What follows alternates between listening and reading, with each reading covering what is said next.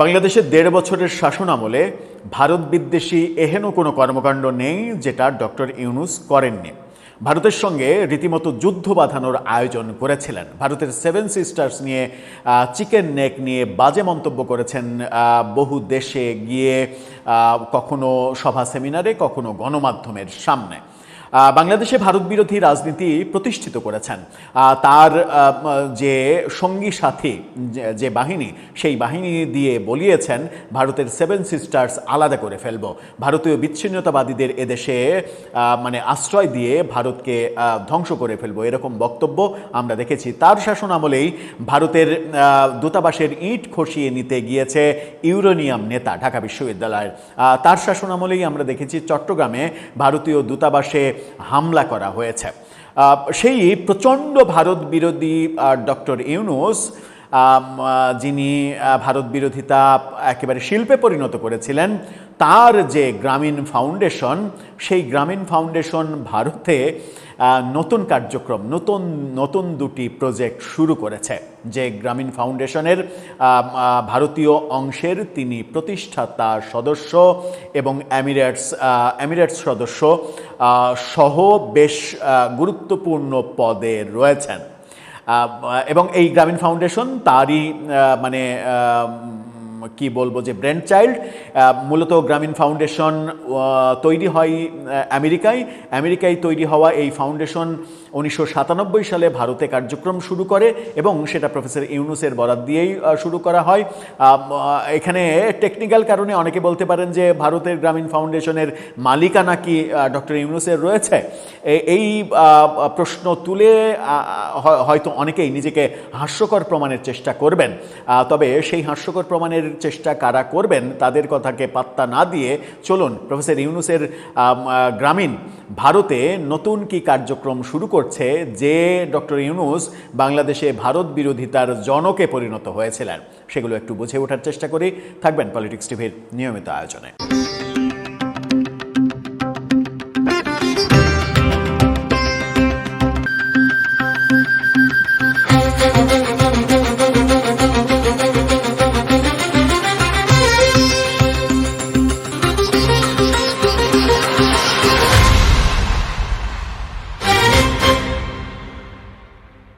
দর্শক, বলছিলাম প্রফেসর ইউনূসের গ্রামীণ ফাউন্ডেশন, যেটা যুক্তরাষ্ট্রে প্রতিষ্ঠিত হওয়ার পরে ভারতে কার্যক্রম শুরু করে 1997-98 দিকে।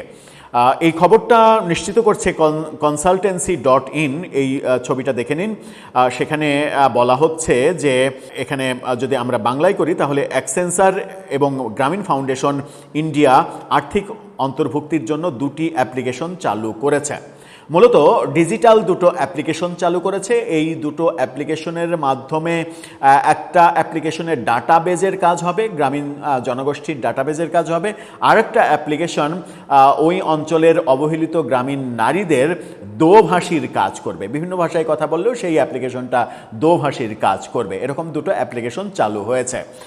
সেই ব্যাপারে বলা হচ্ছে যে ডিজিটাল পরিষেবা প্রাপ্তি এবং ডিজিটাল সাক্ষরতার মধ্যকার ব্যবধান ঘোচানোর লক্ষ্যে অ্যাক্সেঞ্চার ইন্ডিয়া ও গ্রামীণ ফাউন্ডেশন ইন্ডিয়ার সাথে অংশীদারিত্ব করে দুটি অ্যাপ্লিকেশন তৈরি করেছে, যা ভারতীয় সমাজের নারী এবং অন্যান্য নিম্ন আয়ের জনগোষ্ঠীকে অনলাইন আর্থিক পরিষেবা পেতে সাহায্য করবে। এই সংস্থা মহারাষ্ট্র এবং উড়িষ্যা জুড়ে 300-রও বেশি গ্রামে অ্যাপ্লিকেশনগুলো বিতরণ করার পরিকল্পনা করেছে। মহারাষ্ট্রে এবং উড়িষ্যায় এই দুটা রাজ্যে 300-র বেশি গ্রামে এই অ্যাপ্লিকেশন কাজ করবে, এরকম প্রস্তুতি নেওয়া হয়েছে, অ্যাপ্লিকেশন তৈরি করা হয়েছে। ভারতের বিশাল জনসংখ্যা এবং অর্থনৈতিক শক্তি এটিকে বিশ্বের অন্যতম আকর্ষণীয় বিনিয়োগ বাজারে পরিণত করেছে। তবে ভারতের জনসংখ্যার এক বিরাট অংশ অর্থনৈতিক পরিধির বাইরে থেকে যায়, যারা অবহেলিত। সেই অবহেলিত অংশকে নিয়েই তো এই ব্যবসাটা, গ্রামীণের এই থিওরিটা তো অবহেলিত মানুষকে কিভাবে কাজে লাগিয়ে ব্যবসাটা করা যায়, যেটার নাম দেওয়া হয়েছে সামাজিক ব্যবসা, সেটাই তো থিওরি। এবং সেখানে যেটা বলা হচ্ছে যে দুটো টুল তৈরির দিকে মনোযোগ দিয়েছে তারা। তারা গ্রামীণ ফাউন্ডেশন ইন্ডিয়ার সাথে অংশীদারিত্ব করে নতুন দুটি অ্যাপ্লিকেশন তৈরি করছে, যা গ্রামীণ এলাকার নিম্ন আয়ের জনগোষ্ঠী এবং বিশেষ করে নারীদের অনলাইনে আর্থিক পরিষেবা পেতে সাহায্য করবে। এই জুটি গত 1 বছর ধরে সর্বাধুনিক প্রযুক্তি ব্যবহার করে এই টুলগুলো তৈরি করছে, যা টেক ফর গুড উদ্যোগ নামে পরিচিত। 1997 সালে প্রতিষ্ঠিত গ্রামীণ ফাউন্ডেশন বিশ্বজুড়ে দারিদ্র্য পীড়িত জনগোষ্ঠীর সঙ্গে কাজ করে এবং বিশেষত ভারতীয় প্রেক্ষাপটে ডিজিটাল সাক্ষরতা নিয়ে কাজ করছে তারা। নতুন অংশীদারিত্বের অধীনে তৈরি দুটো অ্যাপ্লিকেশন সেটা হলো যে emotional analytics for social enterprise এবং গ্রামীণ গুরু। এই সোশ্যাল এন্টারপ্রাইজের কাজ হচ্ছে ডাটাবেস তৈরি করা, আর গ্রামীণ গুরু এটার কাজ হচ্ছে মানে দোভাষীর কাজ করা, এক ধরনের দোভাষীর কাজ করা। এটা নিয়ে বিস্তারিত কথা বললে তো অনেক সময় লাগবে, খুব সহজ অর্থে বুঝতেই পারছেন যে সেখানে ডিজিটাল পদ্ধতিতে ব্যবসাটাকে এগিয়ে নেওয়ার চেষ্টা হচ্ছে। এবং এই যে গ্রামীণ ফাউন্ডেশন, এই ফটোটা দেখে নিন, গ্রামীণ ফাউন্ডেশনের অফিস হচ্ছে গুরগাঁও, হরিয়ানা, ইন্ডিয়া। এটার হেড অফিস হরিয়ানা, ইন্ডিয়াতে হেড অফিস। এবং এই যে কর্মকাণ্ড, এখন বলতে পারেন যে গ্রামীণ ফাউন্ডেশন এটাকে ইউনুসের কিনা। 1976 সালে চট্টগ্রামে হাটহাজারীর জোবরা গ্রামে প্রথম ক্ষুদ্র ঋণ দেওয়ার প্রেক্ষাপটে গ্রামীণের কার্যক্রম শুরু হয়, যেটা পরবর্তীতে 1983 সালে 2 অক্টোবর সরকারি অধ্যাদেশের মাধ্যমে এটি স্বাধীন এবং স্বতন্ত্র ব্যাংক হিসেবে তৈরি হয়েছিল। গ্রামীণ ফাউন্ডেশন যুক্তরাজ্য ভিত্তিক একটি বৈশ্বিক অলাভজনক সংস্থা। সবটাকেই তো অলাভজনক বলেন ডক্টর ইউনুস, এটা তার একেবারে মেটিকুলাস ডিজাইন। 1997 সালে প্রফেসর ইউনুসের ক্ষুদ্র ঋণের দর্শনেই এটা তৈরি হয়েছিল যুক্তরাষ্ট্রে।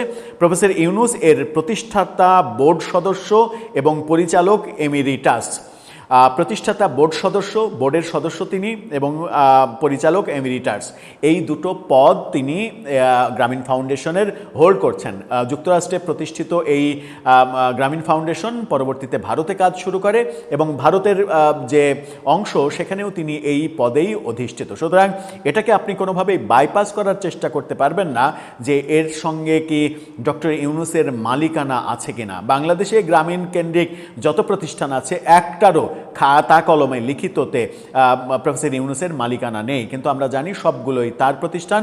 তিনি নানাভাবে ফাউন্ডেশন তৈরি করে এটাকে কিভাবে কর মুক্ত করা যায়, সরকারকে কর না দিয়ে ব্যবসাটা করা যায়, সামাজিক ব্যবসা হিসেবে, জনসেবা হিসেবে এই করা যায়। এবং ফাউন্ডেশন তৈরি করার উদ্দেশ্যই হচ্ছে যে কোনো কিছুই আমার নামে থাকবে না, কিন্তু সব কিছুই আমার জন্য হবে। যেমন ইউনুস ফাউন্ডেশন, ইউনুস সেন্টার, সব কিছুই আমার হবে, আমার পারপাস সার্ভ করবে সব কিছুই, কিন্তু খাতা কলমে আমি দেখাতে পারবো সারা পৃথিবীতে এগুলো কোনো সম্পদই আমার না, যেন ট্যাক্স ফাঁকিটা খুব মেটিকুলাস ডিজাইনে দেয়া যায়। ব্যাপারটা কি একটু বোঝা গেল দর্শক? ভারত বিরোধিতা যিনি শিল্পের পর্যায়ে নিয়ে গিয়েছিলেন, তিনি অনেক আগে থেকেই এই ব্যবসাটা ভারতে করছেন এবং সেখানে নতুন দুটো ব্যবসা শুরু করেছেন। যখন ভারত বিরোধিতার ব্যাপারগুলো 1.5 বছর করে সেটাকে একটা বাজে অবস্থায় নিয়ে যেয়ে ভারতের সঙ্গে বাংলাদেশের সম্পর্কটা একেবারে যুদ্ধংদেহী সম্পর্কে নিয়ে গিয়েছিলেন তিনি। আপনার মতামত জানিয়ে লিখতে পারেন আমাদের কমেন্ট বক্সে।